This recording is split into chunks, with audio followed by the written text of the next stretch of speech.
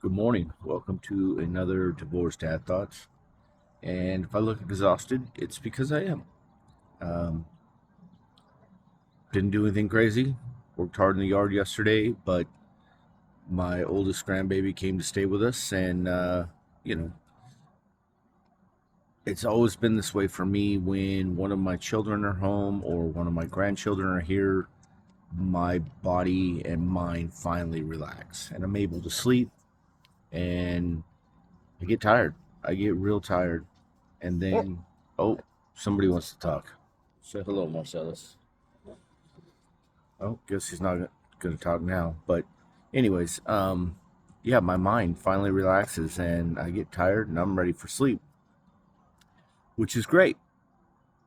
However, my granddaughter and my wife become buddies when they're hanging out. And even though we have a perfectly good guest room or grandbaby's room, I come upstairs, that child has taken over my bed.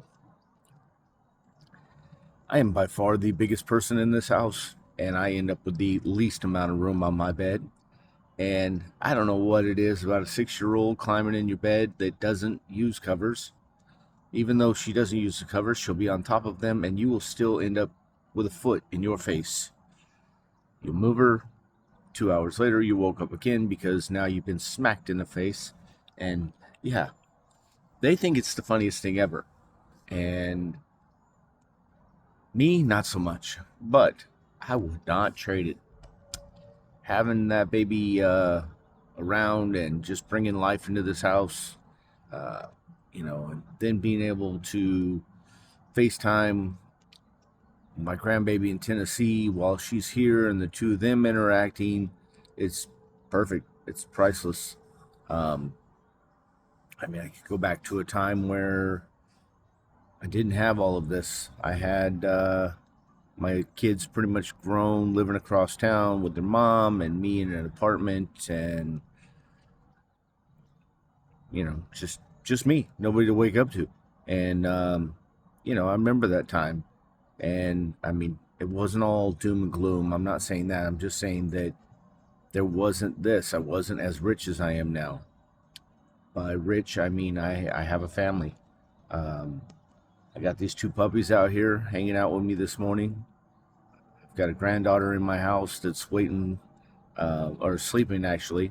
And then once my wife gets up, we'll start making breakfast. And yeah, some point today we will call the other grandbaby so the two of them can talk. And they are, what are they? They are almost 4 years apart. They're close to 4 years apart, but they still interact like they're the same age. And yeah, it's really neat to see. Not not vocabulary wise, but it's just really really neat to see. But yeah, I wouldn't trade this, and I'm a little tired, but it's all good. So I'm sure that some of you know the feeling. And where I'm going to go with this now is that you parents, young parents, when you have that family unit together, wherever you're at, the fact that you're together, it makes it worth it. I've had vacations in the past that were absolutely miserable, but in the end, there was good stories, and the family was together. Um, so that's important. And young parents especially, sometimes it seems overwhelming and you're not happy because things aren't right. You get home, stuff's a mess because the kids are running wild. That's life. That's part of life. The opposite of that is having your kids across town, living half the time with their other parent, half the time with you. um, you know I'm not saying every situation needs to be worked out, but you got into the situation you're in. If you're married and you have kids, there's got to be a reason. There's got to be a reason that you started this, and hopefully it's still there. Um, because keeping this all together is just magical. The fact that I now have a home where my grandkids come to, my children come to, and it's a home, not just a house or an apartment. It's a home, and that's all due to my wife and I work together. My wife has theories that you work hard, you deserve, and she's right. So we deserve to be able to have the grandkids around, and we do. Excuse me. Um, you know, and I'll take being tired like this.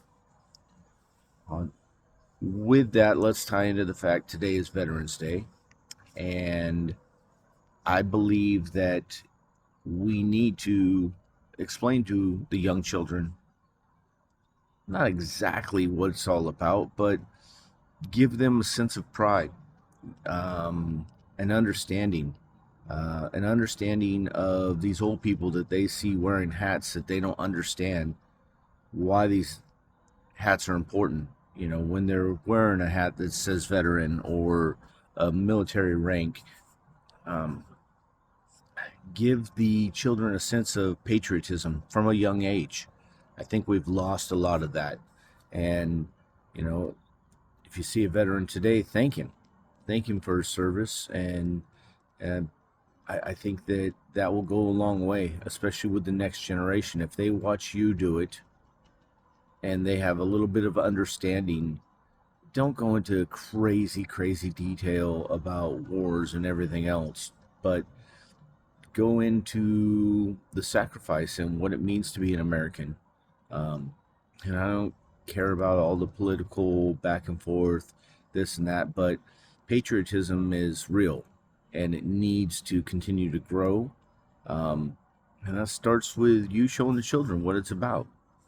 They will learn the history as they get older, but for right now, that sense of, well, it's almost a sense of magic. It's like you instill, the magic of Christmas with the kids. Do the same thing. Let them understand why these people are great people. The veterans that, you know, did a job that a lot of us didn't want to do.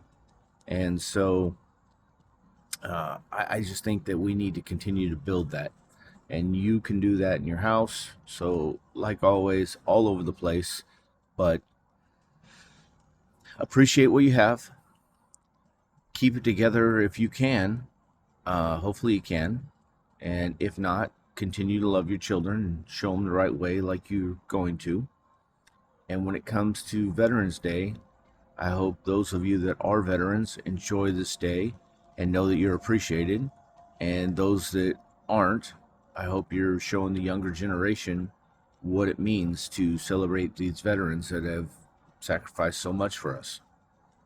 All right, that was a lot. So have a good day.